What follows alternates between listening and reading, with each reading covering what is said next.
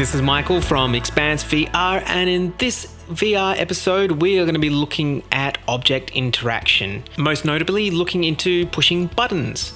Now in VR we've already looked at how to grab an object, but being able to interact with the environment is probably just as important as being able to grab a sword or an axe.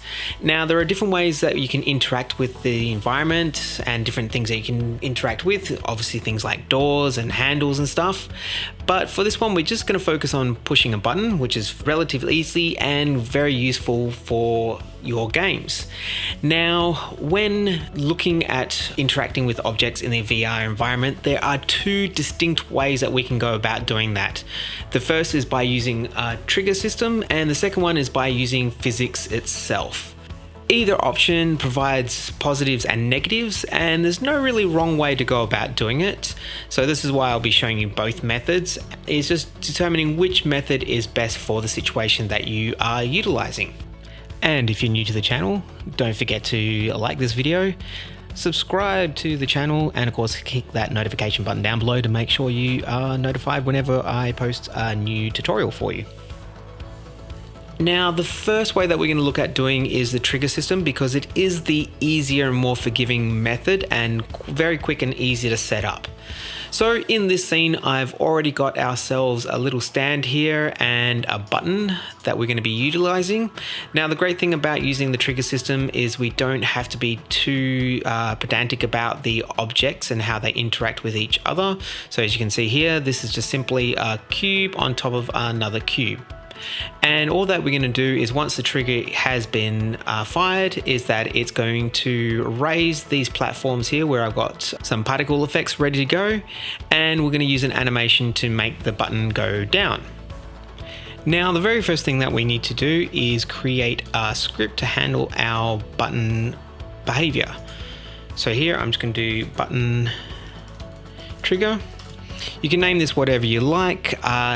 Do not use the naming convention of button though, as that is already used by the Oculus SDK asset pack. Now grab our button and attach it so we don't forget. The next thing that we're going to do is just do a quick animation for our button.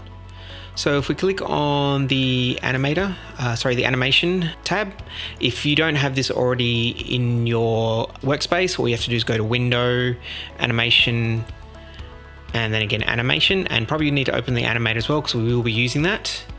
We're going to create a clip, Assets, Animations, and we'll name this Simple Button. And that will create everything we need and attach it for us. Next, we need to add in a property, which is just going to be simply the transform position. And when we hit record, bring it to the end, and then we'll just press it down. Just there. And we can test that out by hitting play. Yep, perfect. So we've got our animator ready to go and our button trigger script on. So if we quickly jump into Visual Studio, so we just need to declare a few simple things here.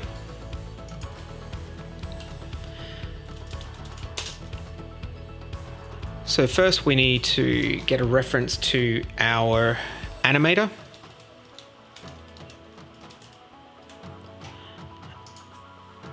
And then we'll cache it in our start method.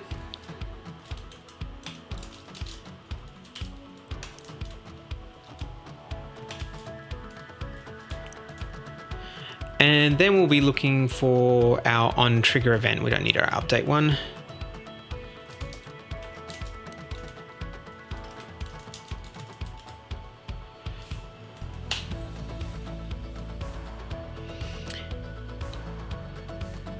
Now there is a little bit of an issue that's going to come up, but for the moment let's just go through it and go from there. So first we're just going to test that the animator is working, and I just realized we haven't actually set the trigger up, but we're going to call this one button pressed. So we'll copy this, save it,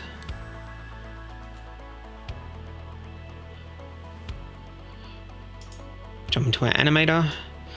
Now that's going to already go straight away, so we're going to create a new state and just simply call this idle. Set that as our default state. Make a transition. Now I know I'm skipping through quite a bit of this animation section. This tutorial isn't really to do with animation though. I will be doing a animation tutorial later on, which I'll then put a reference into it here. Just for the moment, simply follow along. There are other ways that we could have done this. We could have simply just moved it in script. I personally find using animation to do these sort of things is a much better method, as it does give you a lot more options to work with and you can make things look a lot better than simply trying to do this in script. Anyway, back to this one. We are going to set up the parameters here. We're already in there. Add a new one. We're going to set a trigger and we just paste in what we did here, which button pressed. Here we're going to add to the list. Button pressed automatically jumps in for us. And before I forget, this animation here, where are animations? Button. Take loop time off. Okay, so that should be working fine now for the trigger. So let's give that a test.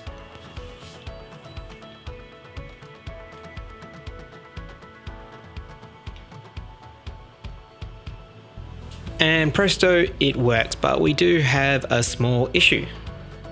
Now, as you might have noticed from this, and if you're following along, is that the trigger is being triggered before our hand actually gets there. And the reason being is what we set up before for our distance grabber.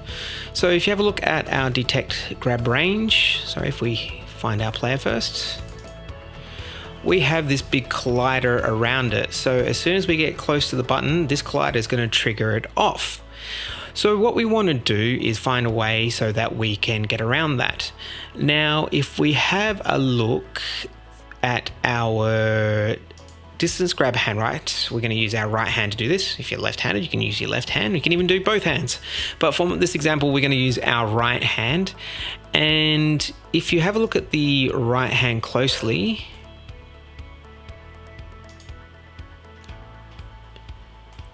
you'll actually notice there's quite a few different colliders on there, and what we can do is tag one of them. In this instance, I'm actually going to use the grab volume big, which is always on, and what we're going to do is add the player tag to it, which I've actually already done beforehand when testing this out.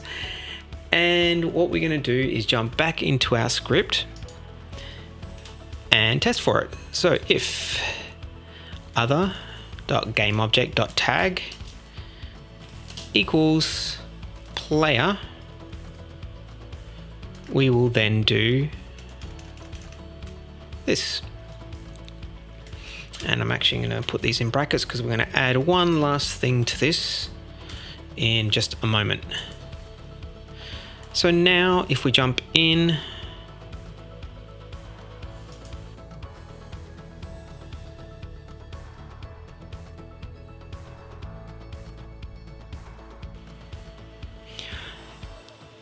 so now that that's working properly, all we need to do now is to actually trigger those pillars to actually come out of the ground. And what we're going to do here is actually just use an event for that. And if you'd like to know more about events, there is a link above now showing you the video that I have done on events and the observer pattern. So I'm not going to go into detail about what we're doing here. You can just simply follow along, and if you want more details, click on that link above or down below in the description.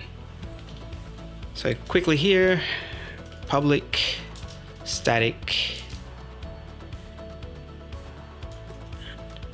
And just remember, we need to do Unity using system.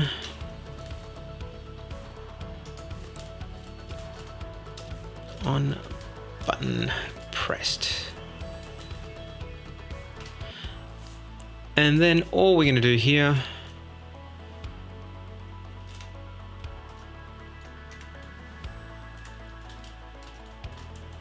is invoke that event. Now I've already created a script for the pillars. You can use this to trigger whatever you want.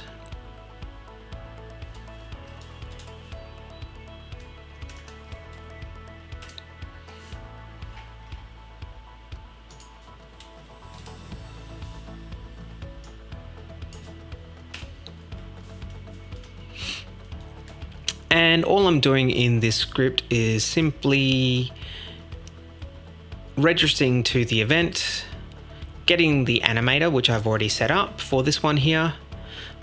Here is just a quick debug key press that I've put in there. And the main one here is the dust effects being called by the animator events. And the main one here is starting off the actual animation itself, the animation sequence. Again, I will do a separate video for animations and how to use them for things like this. But for the moment, you can just set your own event or trigger your own one. That can be simply turning something a different color. It doesn't have to be what I'm doing here. But as you can see, once this is running,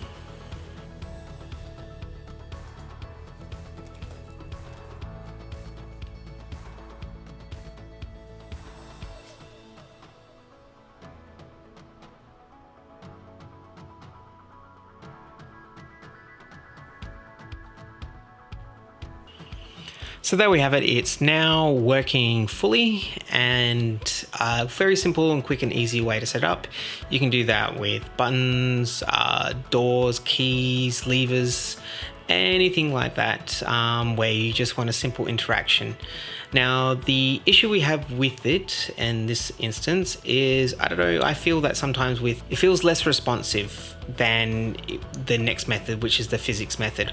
Also for things like if you actually want to swing a door or bump into something or push things off, this way won't work. But it's good get around for many options, and in this instance works just fine. But now I'm going to show you the next method. So what we're going to do is we're just going to close this off for the moment. And we're just going to hide these two components because we don't need them. And I'm just going to come over here. So I have created an object earlier. And this will be our physics-based one. Now, a couple of things that I need to note before we go any further into it. Whereas before, actually, let me bring that back first.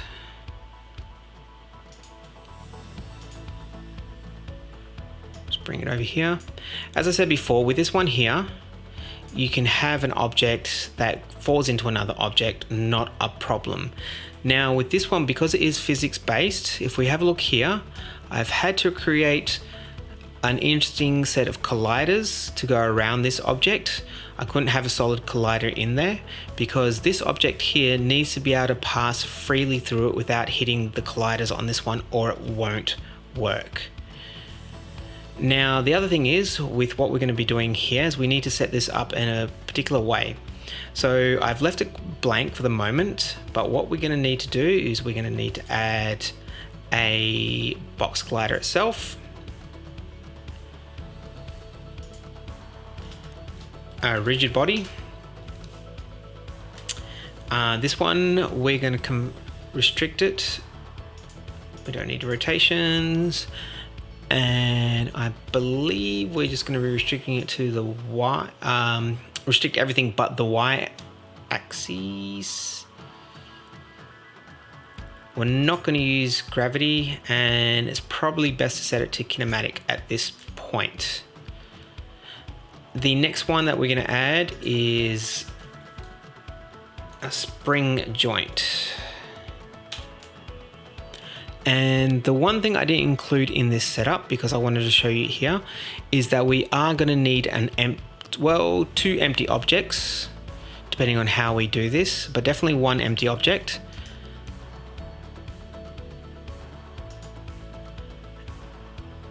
And this is going to be needed for our spring joint.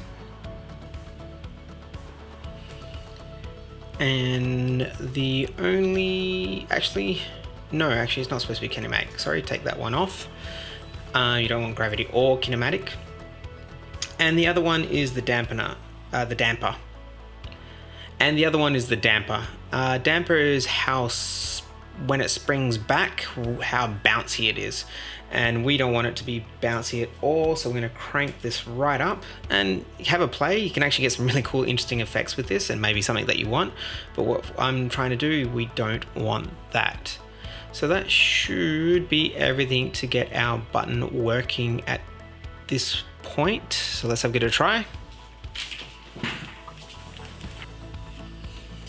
Now, I just realized as well as I'm demonstrating this that you do need to be using the finger point to make this work. And I'll explain why that is. Now, if we have a look at the grab volume big, which we use for the other button here, you'll see that it's actually a trigger. So the collision won't actually happen, which is what we need. And the other ones on the hand, as we saw before, I said it's made up of a bunch of different colliders here. If we see the collider on the index finger here, you can see that it's actually in fact not enabled on play. And what happens is when you use the button combination on the controller to make the pointed finger, then it actually enables that. And that's a part of the hand script here. So there are other ways that you can go about doing it. So you can actually have a full hand open if you want, but you will need to go and edit this hand script here to actually make that function work. So for the moment, we're just going to use the finger method, which is quite common in a lot of the VR games, and use that for our button pressing interaction. So now that we've got that working, we just need to do one small other part. And what I'm going to do is hide this object for the moment. Get our spring point, duplicate it, and we're going to call this button trigger. And we're going to move it down slightly. We're going to add a box collider.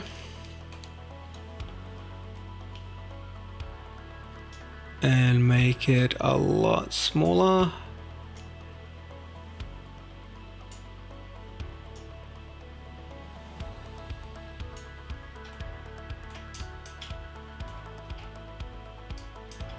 Will do. And we just want to place it in a point where we know that this one here will collide into it.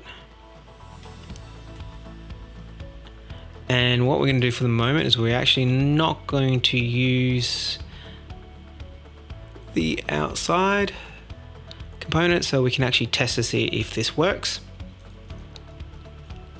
And we're going to set this up as a trigger. So what we'll do is create a brand new script to add to it. And I'll call this one physical button trigger.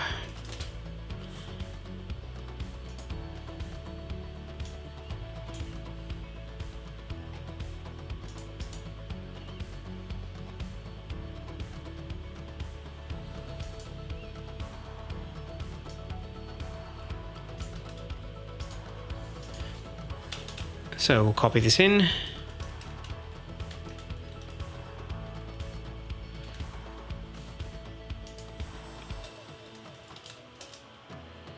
System.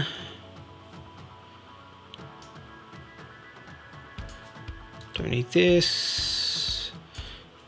Don't need this.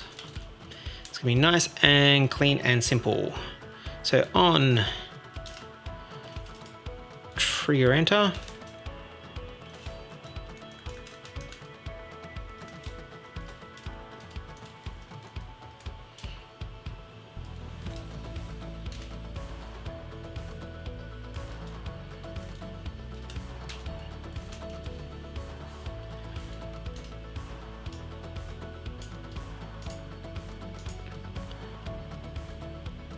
Now I'm going to show you a cool little trick here. If you go all the way here and press Control D, it will copy that entire line, push enter.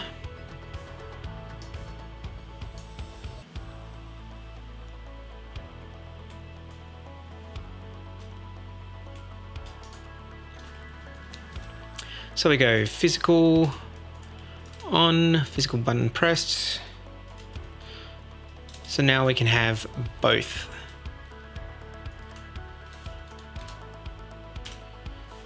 And this is another advantage of using events. We can be listening out for two different things to trigger the same event. So giving this a try.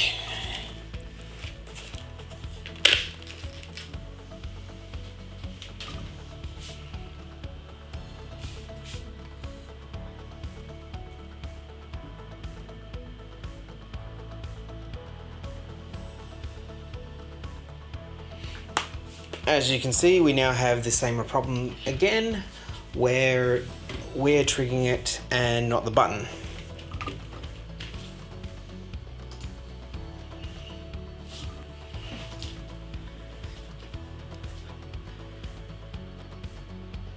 So what I'm going to do is add a tag,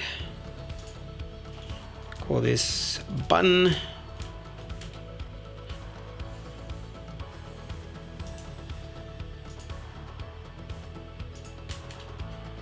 Jump back into our script.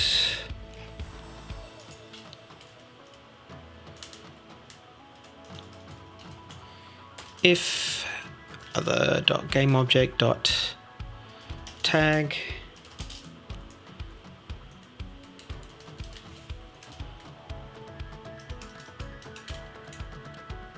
And that should fix our problem.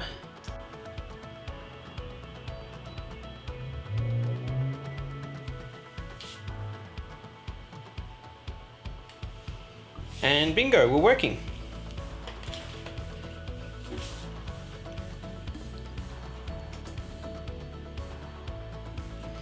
So now if we bring back our stand and do a final test.